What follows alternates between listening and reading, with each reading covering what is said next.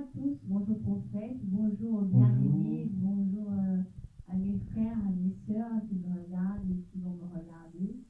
Je vous souhaite la bonne année, les meilleurs vœux et les plus sincères, vraiment que Dieu nous accompagne encore durant toute cette année et que sa grâce surabonde dans vos vies. Amen. Bonjour prophète. Bonjour. La radio télévision Grand Ouest vous souhaite les meilleurs vœux en cette année. Merci beaucoup. Bonne année à vous aussi, Patricia. Merci. Bonne année aussi à nos amis internautes. Bonne année à ceux qui ont commencé cette année 2018. Vraiment, c'était une grâce de voir 2018. Vraiment, que le Seigneur vous bénisse durant cette année 2018. Que sa grâce encore vous accompagne en cette nouvelle année. Amen. Amen. Alors, peut-être comment allez-vous cette année? Nous sommes à notre premier dimanche de l'année et du mois. Comment vous sentez ce début? Écoutez, je rends grâce au Seigneur, je rends grâce au Seigneur pour cette nouvelle année 2018. Je me sens très bien, je sens que c'est de nouveaux challenges. Et Dieu nous a fait grâce de pouvoir voir cette année 2018. C'est une grâce. Il y a des personnes qui n'ont pas pu voir cette année, mais si nous sommes là, c'est par la grâce. Nous croyons aussi que si Dieu nous a encore maintenus en vie, c'est parce qu'il y a un plan, il y a un objectif, il y a une vision que Dieu aimerait que nous puissions accomplir. Amen. Donc c'est pourquoi je bénis le Seigneur pour le souffle de vie qu'il nous a accordé pour voir cette année 2018. Amen. Amen. Alors, vous avez dit durant votre culte du matin que nous sommes dans l'année de la domination. Que pouvez-vous nous dire ce matin par rapport à ce thème? Alors, nous rendons grâce à Dieu. C'est le message que Dieu nous a donné, le message clé que Dieu nous a donné durant cette année 2018. C'est l'année de la domination. C'est l'année vraiment où l'Église doit s'élever pour pouvoir dominer dans tous les secteurs, n'est-ce pas, de la vie, en fait, de manière générale.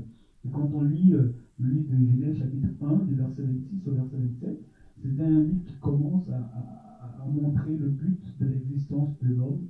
Et la Bible déclare que Dieu dit, en fait, faisons l'homme à notre image, à notre ressemblance, et afin qu'il puisse dominer, n'est-ce pas, sur le ciel, sur les reptiles, qu'il puisse dominer sur toute la terre. Et nous comprenons qu'au travers de ces chapitres, que Dieu, autant pour moi, désire que les hommes que nous sommes, nous puissions dominer. Et quand on parle de dominer, on parle ici d'avoir une certaine influence, avoir, n'est-ce pas, une certaine influence, mais aussi avoir, n'est-ce pas, de l'emprise, n'est-ce pas, sur tout le domaine de notre vie. Et Dieu veut que nous puissions dominer, et c'est l'année dans laquelle le chrétien, l'Église que nous sommes, nous devons dominer. Partout où nous allons, nous devons être la tête, les modèles, les références. Amen. Donc c'est vraiment cette vision que Dieu nous communique pour cette nouvelle année 2018. Amen. Amen. Alors, que signifie la domination? Est-ce que la domination, parce que les gens du monde ont tendance à parler de la domination, de dominer sur les frères, leurs frères et leurs sœurs. Que pouvez-vous nous donner la signification, la définition de la domination? C'est très bien de pouvoir, c'est très bien votre question parce qu'elle est très importante. C'est très important, j'aimerais aussi attirer l'attention de ceux qui nous suivent, n'est-ce pas, à cet instant. Il faut bien faire la différence entre la domination et le fait de mettre les hommes, n'est-ce pas, sous forme d'esclavage, en fait. Amen. La domination, selon Dieu, n'est pas une forme d'esclavage. En fait, lorsque Dieu donne certaines autorités que nous puissions dominer dans n'importe quel secteur d'activité, Dieu ne veut pas dire que nous devons être ceux-là qui réduisons à l'esclavage, n'est-ce pas, nos frères et nos sœurs. L'esclavage, la domination selon Dieu n'est pas synonyme d'esclavage. Mais la domination selon Dieu est une forme, n'est-ce pas, à des niveaux dans lesquels Dieu nous introduit afin que nous soyons à la tête, nous soyons des modèles, afin que nous puissions, n'est-ce pas, nous qui sommes élevés, prendre ceux qui sont en bas, les aider aussi afin que ces personnes puissent être aussi élevées. Amen. C'est le monde aujourd'hui, il est triste de constater aujourd'hui que beaucoup de personnes dominent de manière négative sur les frères, sur les sœurs, ont de l'emprise sur leur vie, mais ce n'est pas cela que Dieu désire pour nous. Dieu désire pour nous, lorsque Dieu crée l'homme pour qu'il domine sur toute la terre. Amen. Mais pour qu'il ne domine pas sur les hommes dans le sens de les réduire en esclavage. Amen. Dieu ne veut pas cela pour les hommes. Ça, c'est le monde et le diable qui a perverti, le monde de diable qui ont perverti, n'est-ce pas, le véritable sens de la domination, du mot dominer. Parce que quand on parle de dominer, on parle ici de gouverner en fait. On parle ici, n'est-ce pas, d'être la tête, on parle ici d'être la référence, d'être le modèle. Et la domination, selon Dieu, suppose que nous devons être des exemples, des modèles, des références. C'est pourquoi, lorsque vous lisez les Écritures, vous verrez que Paul s'adresse à son fils spirituel Timothée. Il dit, mon fils Timothée, sois un modèle en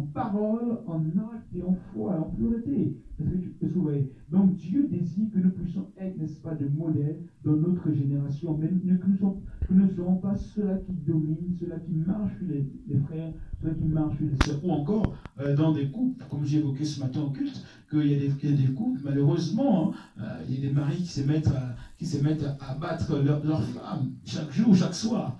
Ils prennent leur foyer comme étant un ring. Amen. Donc c'est pas cela la véritable domination selon Dieu. La véritable domination selon Dieu, c'est pouvoir élever les autres, c'est pouvoir être une référence, être un modèle dans sa génération. Amen.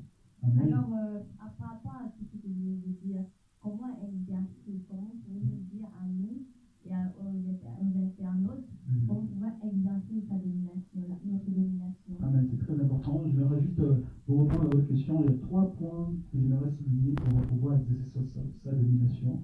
Alors, la première chose, c'est de comprendre que Dieu, nous sommes faits à l'image, à la ressemblance de Dieu.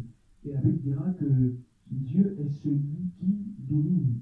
La Bible dit qu'il domine sur la terre, il domine sur l'univers entier. Et étant fait à l'image et à la ressemblance de Dieu, nous avons en nous aussi les caractéristiques de Dieu, donc reçu en nous l'autorité de Dieu.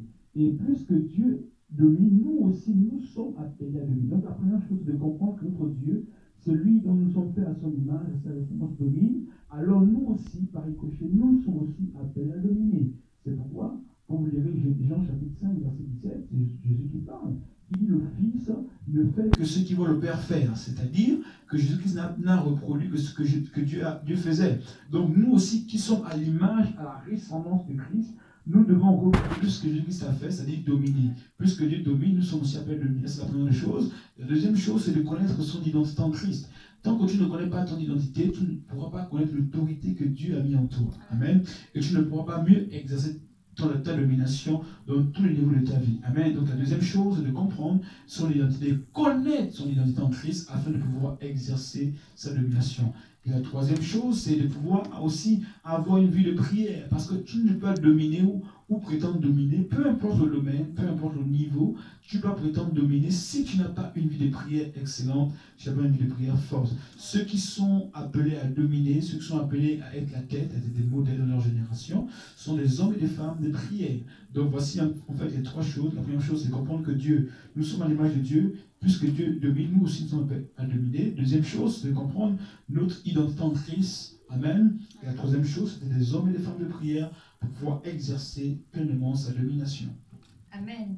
Amen. Merci prophète, merci Amen. encore pour cette orientation sur le mot, le terme de la domination. Amen. Amen. Amen. Nous espérons que vraiment que nous tous appliquons cette domination-là dans nos vies. Amen. Amen. Nous allons terminer cet entretien. Amen. Et nous disons merci, RTG au Nantes, nous disons merci et nous disons au revoir nos internautes et je vous laisse prier pour la fin. Amen. Vraiment que Dieu bénisse. Donc, Rosalie, cette année, je vous souhaite encore mes vœux les meilleurs pour cette année 2018. C'est la grâce de Dieu dans votre vie.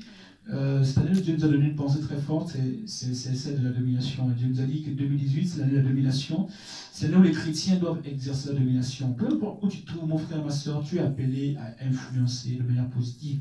Tu es appelé à être la tête, tu es appelé à être le modèle, tu es appelé à être, n'est-ce pas, la référence. Sois un exemple, sois un modèle là où tu te trouves. C'est pourquoi je prie pour toi à l'instant. Je déclare que Dieu t'accorde encore cette capacité d'influencer, d'être un modèle, d'être une référence. Je prophétise ce matin que tu puisses dominer là où tu te trouves. Au nom de Jésus Nazareth, que tu sois la tête et jamais la queue, que tu sois en haut et jamais en bas, et que la grâce divine en 2018 puisse t'accompagner, et que sa main ne te lâche plus jamais, et que sa faveur soit avec toi. Vraiment que Dieu te bénisse, excellente année de vie, que Dieu vous bénisse. Au revoir. Au revoir, que Dieu vous bénisse.